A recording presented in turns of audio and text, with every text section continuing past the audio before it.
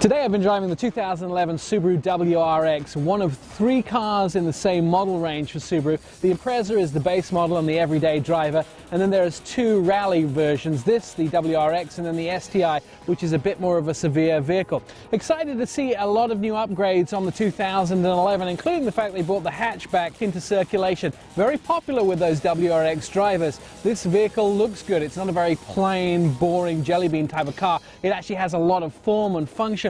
It looks great driving on the road. It's a great experience to drive it off-road. And of course, that's why they have a good Subaru rally team headed up by Travis Pastrana. They tend to win a lot of their races around the country every year, and it's thanks to the design of this car. It's a 4-cylinder boxer engine, which means it lies low center of gravity, easier to corner with a car.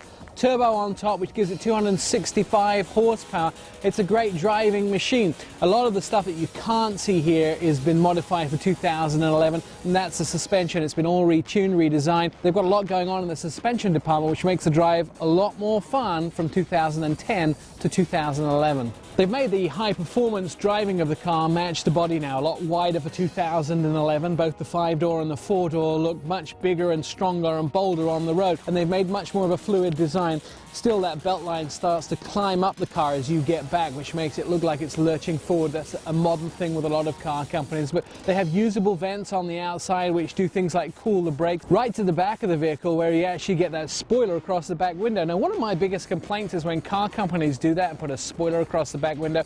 It looks kind of ugly, but Subaru have managed to integrate it into the whole bodywork and make it look like it's part of the vehicle.